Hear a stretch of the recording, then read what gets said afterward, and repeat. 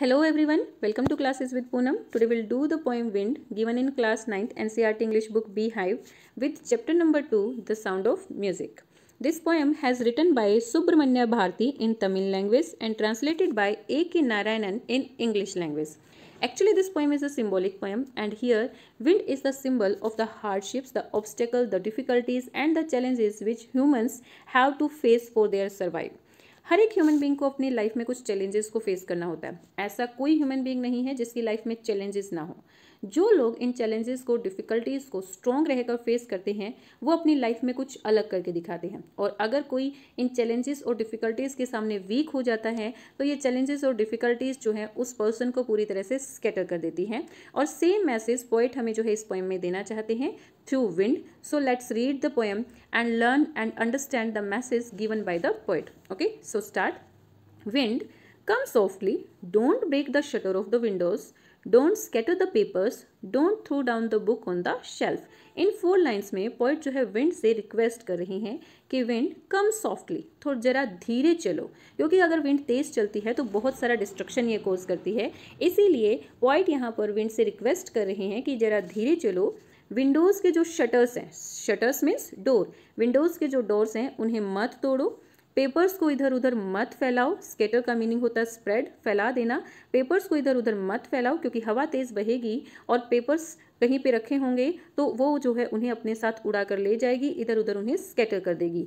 Don't throw down the books on the shelf, shelf पे जो books रखी हुई हैं उन्हें नीचे मत गिराओ। सो इन 4 लाइन्स में पोएट जो है विंड से रिक्वेस्ट कर रहे हैं जरा धीरे चलो, विंडोज़ के डोर को मत तोड़ो, पेपर्स को मत फैलाओ, शेल्फ पे जो बुक्स रखी हुई हैं उन्हें नीचे मत गिराओ। मीन्स पोएट यहाँ पे क्या कहना चाह रहे हैं कि अगर हमारी लाइफ में चैलेंजेस और डिफिकल्टीज आती हैं तो वो हमारी लाइफ को ब्रेक डाउन करने की कोशिश करती हैं, स्कैटर करने की कोशिश करती हैं। जिस तरह से विंड यहाँ पर चीज़ों को तोड़ रही है, विंड यहाँ पर डिस्ट्रक्शन कोज कर रही है, ऐसा ही डिस्ट्रक्शन जो है हमारी लाइफ में आने वाले चैलेंजेस और डिफिकल्टीज कोज करने की कोशिश करती हैं अगर हम वीक उनके सामने होते हैं तो।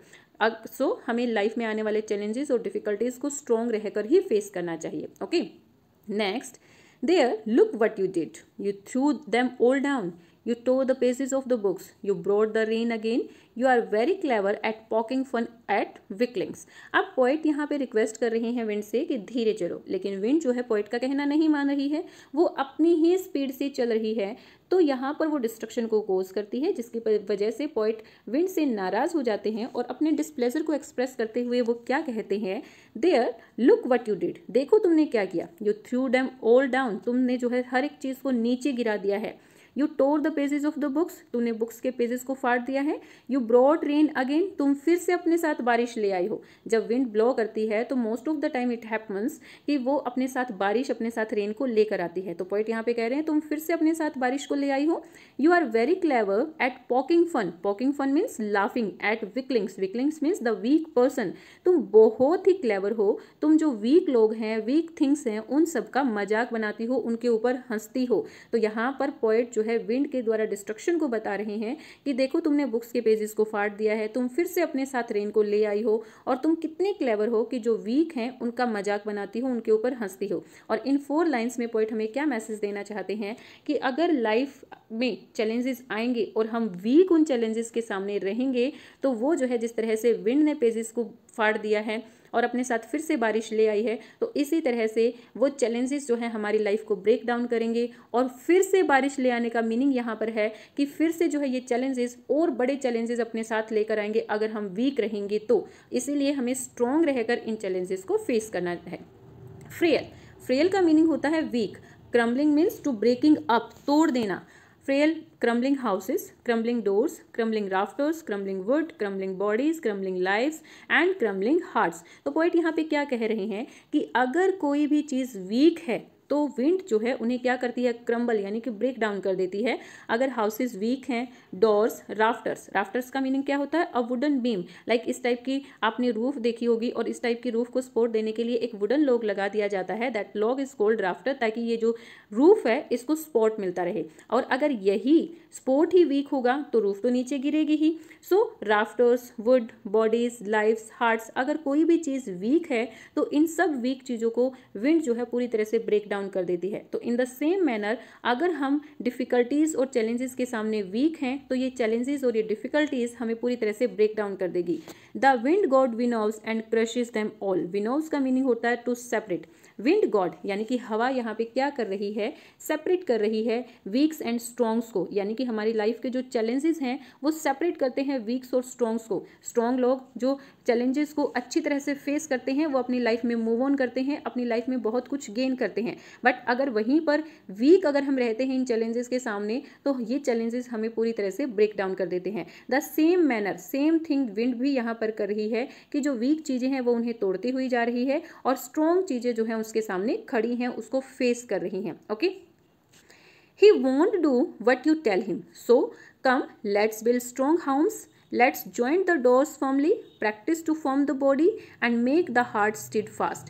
He won't do what you tell him, वो नहीं करेगी जो आप उसको बोलेंगे। यानी कि फर्स्ट पैरा में हमने रीड आउट किया था कि पोइट विंड से रिक्वेस्ट कर रहा है कि जरा धीरे चलो, डिस्ट्रक्शन कोज मत करो, लेकिन विंड ने पोइट का कहना नहीं माना, उसने डिस्ट्रक्शन को कोज किया। तो in the same manner challenges जो है हमें अपनी लाइफ में बताकर नहीं आएंगे, और अगर हम उन्हें कहेंगे कि प्लीज़ चैलेंजेस और difficulties don't come to in my life, so वो हमारा कहना नहीं मानने वाले हैं। चैलेंजेस और डिफिकल्टीज को हमें अपने लाइफ के सर्वाइवल के लिए फेस करना ही करना है। ओके, सो अगर ये चैलेंजेस हमारे सामने आते हैं, ये हमारा कहना नहीं मानने वाले हैं, तो उसको फेस करने के लिए हमें क्या करना है? So come let's build strong homes. चलो हम अपने घरों को स्ट्रॉन्ग बनाते हैं। यहाँ विंड के लिए बोला है कि चलो अगर तेज विंड बह रही है तो बहने दो, वो हमारा कहना नहीं मान रही है तो मत मानने दो, लेकिन हम अपनी तरफ से क्या करेंगे? हम अपने घरों को स्ट्रॉन्ग बनाएंगे, दरवाजों को अच्छी तरह से बंद कर लेंगे, अपनी बॉडीज को फर्म करेंगे, स्ट्रॉन्ग करेंगे, और make the heart steadfast. Steadfast का मीनिंग होता है स्ट्रॉन्ग, और अपने हार्ट को,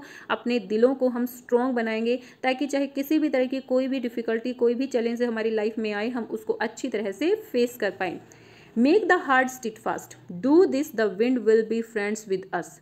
बस ये करो और विंड हमारी फ्रेंड बन जाएगी। यानी कि अपने घरों को स्ट्रॉन्ग बनाओ, अपने दरवाजों को अच्छी तरह से बंद कर लो, अपनी बॉडीज को फर्म करो, अपने हार्ट्स को स्ट्रॉन्ग करो।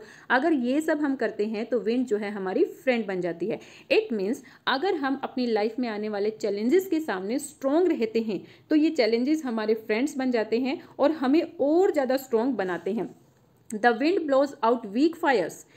He makes strong fires roar and flourish.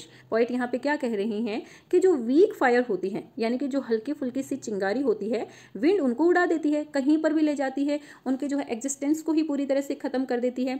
लेकिन अगर स्ट्रॉन्ग फायर है तो वो उनको और ज़्यादा बढ़ा देती है। सपोज कहीं पर बहुत तेज़ फायर लगी हुई है और विंड आ जाती है तो विंड के साथ वो फायर बुझती नहीं है, विंड के साथ वो फायर जो है आगे बढ़ती हुई जाती है। ओके, सो विंड अगर स्ट्रॉन्ग फायर है तो उसको और बढ़ा देती है, और अगर वीक फायर है तो उसके तो एग्जिस्टेंस को ही पूरी तरह से खत्म कर देती है।